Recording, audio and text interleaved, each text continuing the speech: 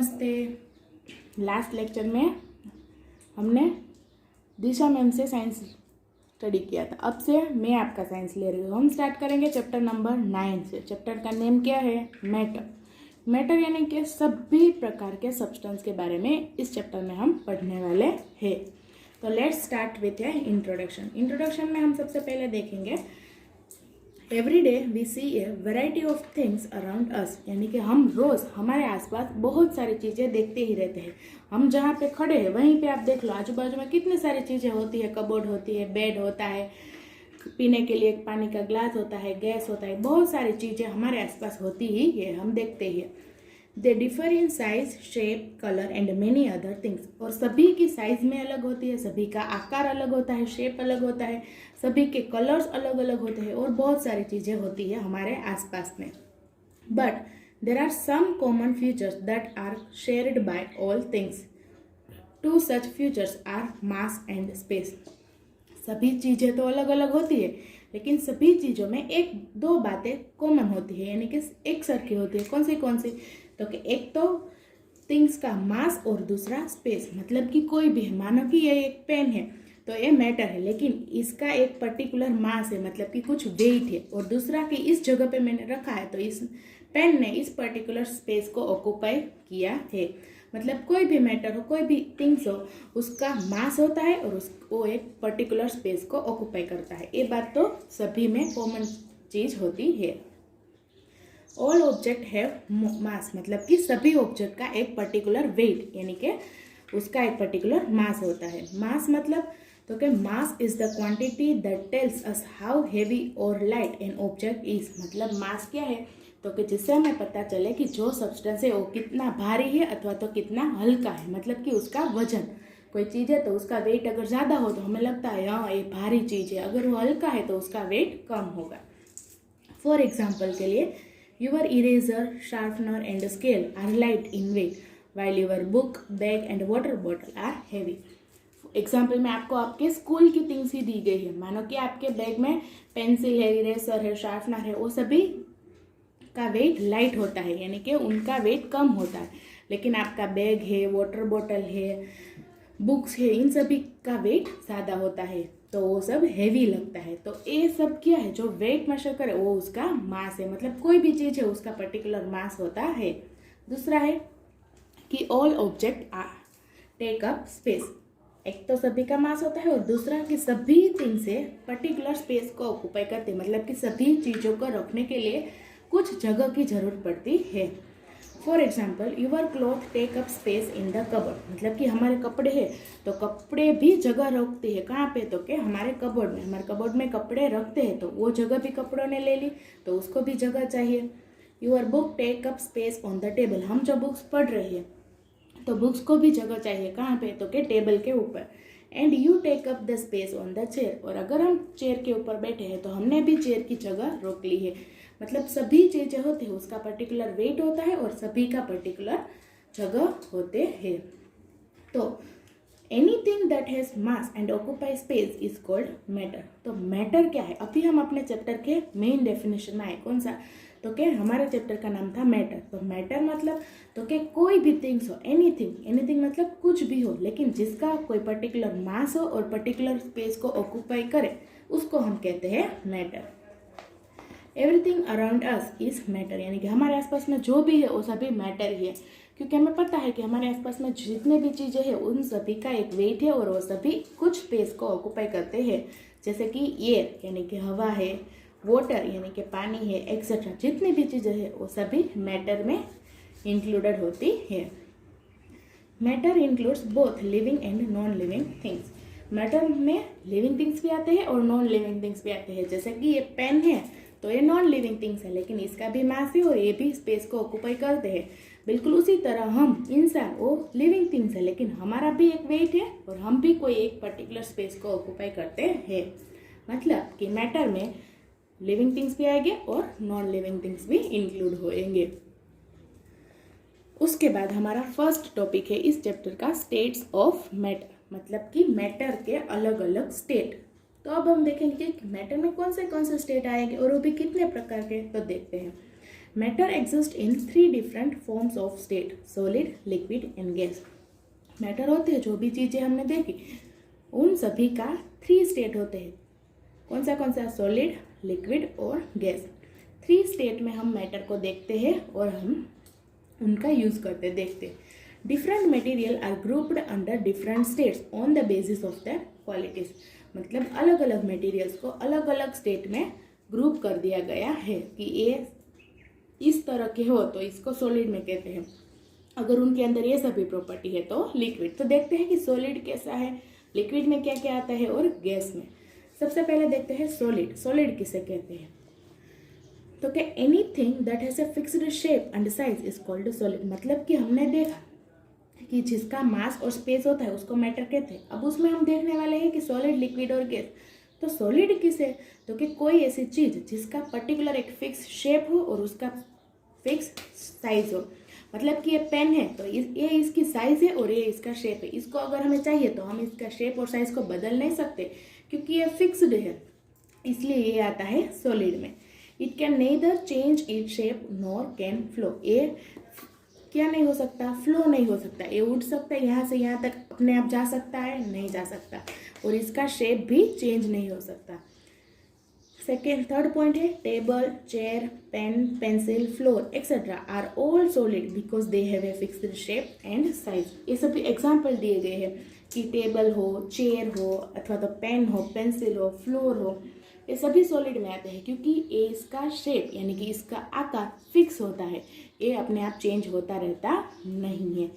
तो जो चेंज होता रहता है, जिसका कोई फिक्स शेप नहीं होता, वो किस में आता है? तो वो देखते हैं लिक्विड में। लिक्विड यानी कि प्रवाही। प्रवाही होता है, उसका कोई पर्टिकुलर शेप होता है? नहीं होता। वो आसानी से एक जगह से दूसरी जगह फैल जाता है। मानो कि हमने पानी गिराया, हमने पानी इसी जगह पे गिराया, लेकिन वो पानी अपने आप क्या हो जाएगा? पूरी बाजू फैल जाएगा। तो क्यों? क्योंकि उसका कोई फिक्स शेप नहीं है, तो उसे कहते हैं लिक्विड। देखो, anything that does not have a fixed shape and size and it can flow easily is called liquid. मतलब कि कोई भी चीज़ जिसका कोई फिक्स शेप ना हो, उसकी कोई फिक्स साइज ना हो और वो आसानी से एक जगह से दूसरी जगह पे फ्लो हो सके, उसे कहते हैं लिक्विड। जैसे कि water, milk, fruit juice, oil etcetera. प्रवाही में क्या क्या एग्जाम्पल दिए गए हैं? पानी है, दूध है, जूस है, तेल है, ये सभी लिक्विड्स के एग्जाम्पल्स है। They do not have a definite shape and they take the shape of the container they are kept in. ये जो पानी होता है उसका कोई शेप होता है? आपने कभी देखा कि पानी का आकार कैसा होता है? नहीं। लेकिन पानी को जिस कंटेनर में डाला चाहिए वो उसका शेप ले लेता है। मतलब कि अगर हमने पानी को ग्लास में डाला है तो आपको बाहर से लगेगा कि इसका आकार ग्लास जैसा है। अगर हमने उसे बोतल में भरा है तो उसका आकार आपको देखने में लगेगा कि उसका आकार बोतल जैसा है। क्योंकि लिक्विड ऐसा है कि जिसका शेप फिक्स नहीं है, लेकिन वो जिसके अंदर डाला जाता है वो उसका आकार ले लेता है। They can be poured and spilled while a solid can not. मतलब कि लिक्विड जो होते हैं वो एक जगह से दूसरी जगह फ्लो हो सकते हैं, लेकिन सॉलिड फ्लो हो सकते नहीं है। जैसे कि ये पेन है अथवा तो ये बुक है, एक जगह से दूसरी जगह अपने आप फ्लो हो सकती है? नहीं, लेकिन लिक्विड हो सकता है। तो हमने देखे सॉलिड और लिक्विड। अब थर्ड वन है गैस। गैस मतलब क्या? तो देखते हैं। A gas is a matter that has no shape और साइज। गैस ऐसा मैटर है, ऐसी चीज है जिसका कोई शेप नहीं होता और उसकी कोई साइज नहीं होती।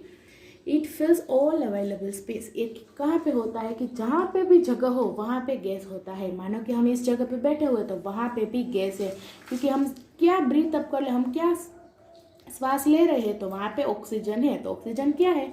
तो कि गैस है। मतलब गैस का कोई शेप नहीं है, उसका कोई साइज नहीं है।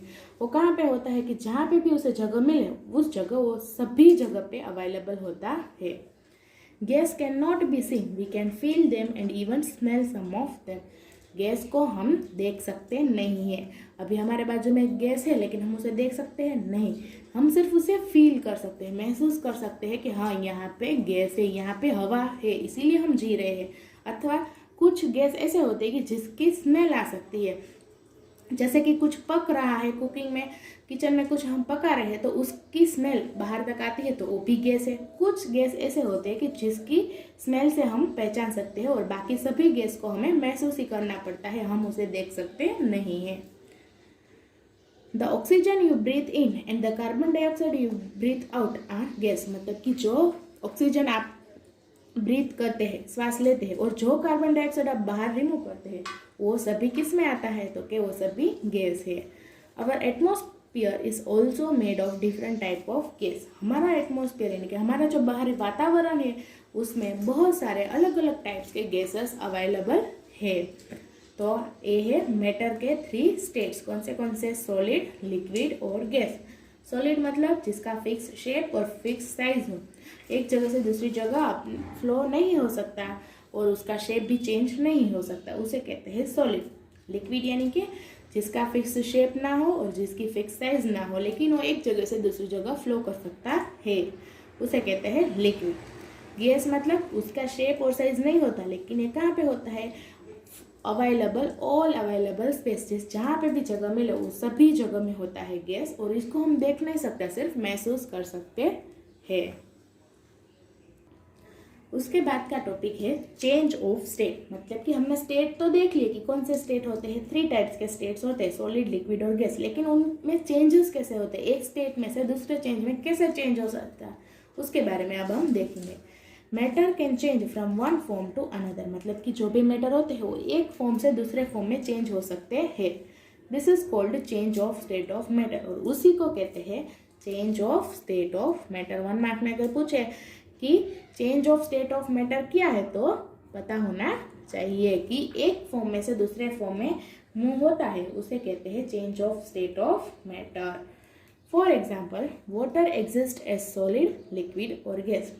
एग्जाम्पल के लिए हम अच्छे से समझ में आए ऐसा बेस्ट एग्जाम्पल कौन सा है, तो क्या पानी। पानी को हम सॉलिड में भी देख सकते हैं, लिक्विड में भी हम उसे पा सकते हैं, और उसका गैस भी कन्वर्ट कर सकते हैं। We can change water from one form to another. Water को हम एक स्टेट में से दूसरे फॉर्म में चेंज कर सकते हैं। तो देखते हैं कैसे। देखो, change of state of water. देखते हैं कि पानी को सॉलिड में कैसे, लिक्विड में कैसे, और वाटर यानी कि गैस में कैसे। देखो, in solid state water exist in the form of ice. मतलब कि जो बर्फ, आइस, हम आइस क्यूब्स देखते हैं ना फ्रीजर में, जो आइस रखी हुई होती है वो होती किसकी है, पानी की होती है, लेकिन वो अब किस फॉर्म में है, आप उसे छू कर देखो कैसे होती है, सॉलिड यानी कि एकदम हार्ड होती है। तो वो स्टेट है उसका सॉलिड, स्नो और फ्रॉस्ट। लिक्विड स्टेट में अगर हमें वाटर चाहिए तो इट एग्जिस्ट एज वाटर, यानी कि आइस है, उसको हम ऐसे ही बाहर रख देंगे तो थोड़ी देर के बाद वो क्या हो जाएगा, वाटर, लिक्विड में कन्वर्ट हो जाएगा। उसके बाद steam is the gaseous state of the water. अब वो जो पानी क्या हो गया, आइस जो हमने बाहर रखी थी वो थोड़ी देर में पिघल के पानी हो गई। अब उस पानी को अगर हम हीट करेंगे तो पूरा का पूरा पानी क्या हो जाएगा, एवोपरेट हो जाएगा गैस फॉर्म में। मतलब जो वाटर है उसको हम सॉलिड फॉर्म में, लिक्विड फॉर्म में और गैस फॉर्म में, 3 फॉर्म में चेंज कर सकते हैं, वन फॉर्म टू अनदर। अब उन सभी के नेम दिए गए हैं, अच्छे से याद रखना कौन से नेम को किस प्रोसेस में बोलते हैं। The process of change of solid into liquid is called melting. मतलब कि जो आइस है, आइस में से मेल्ट होके जो वाटर बना है, मेल्ट, यहाँ पे क्या हुआ, आइस मेल्ट हो गया, तो इस प्रोसेस को कहते हैं melting. The process of change of liquid into solid is called freezing. अब हमें पानी में से वापस हमें आइस चाहिए तो हम क्या करेंगे, उसको फ्रीजर में रखेंगे फ्रीज करने के लिए, तो उस प्रोसेस का नेम है फ्रीजिंग। समझ में आया। अगर आइस में से हमें पानी चाहिए तो मेल्टिंग करना है, और अगर पानी में से हमें आइस चाहिए तो फ्रीज करना है, यानी कि freezing process. The process of change of liquid into gas is called evaporation. Liquid में से हमें गैस में कन्वर्ट करना है तो क्या, कौन सा प्रोसेस करना पड़ेगा, एवोपरेशन। मतलब नीचे से हम हीट प्रोवाइड करेंगे तो पूरा का पूरा पानी गैस फॉर्म में यानी कि स्टीम फॉर्म में ऊपर लिबरेट हो जाएगा। इस प्रोसेस को कहते हैं एवोपरेशन करना, क्योंकि हम पानी को एवोपरेट कर रहे हैं इसीलिए। अब वापस जो गैस बाहर हमने एवोपरेट कर दिया उसे हमें वापस पानी के रूप में चाहिए, तो कौन सा प्रोसेस, तो क्या, condensation. The process of change of gas into liquid is called condensation.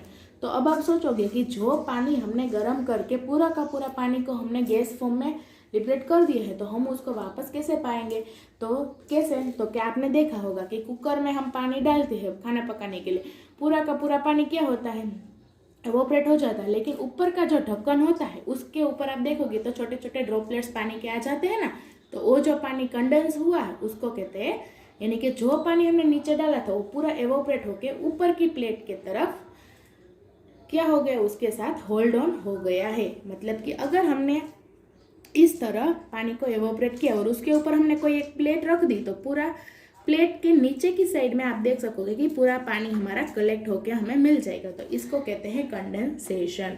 यानी कि हम सॉलिड में से लिक्विड भी पा सकते हैं और लिक्विड में से सॉलिड। उसी तरह लिक्विड में से गैस और गैस में से लिक्विड। मेल्टिंग, फ्रीजिंग, एवोपरेशन और कंडेंसेशन प्रोसेस। तो ये आज हमने देखे मैटर के states, different types of state, solid, liquid और गैस। उसके बाद हमने देखा कि वन फॉर्म में से कैसे अनदर फॉर्म में कन्वर्ट होता है उसके बारे में। तो यहाँ पे हमारा ये चैप्टर कंप्लीट होता है। छोटा सा चैप्टर है और बहुत ही इंटरेस्टिंग चैप्टर है। पूरा का पूरा चैप्टर अच्छे से रीड करना और सॉलिड के एग्जाम्पल, लिक्विड के एग्जाम्पल और गैस के एग्जाम्पल आपको कलेक्ट करना है और लर्न करना है। ये है आपका आज का होमवर्क। और ये 4 डेफिनेशन आपको रीड करनी है, मेल्टिंग, फ्रीजिंग, एवोपरेशन और कंडेंसेशन। ठीक है, नेक्स्ट लेक्चर में हम इसकी एक्सरसाइज में देखेंगे। चलो, नमस्ते।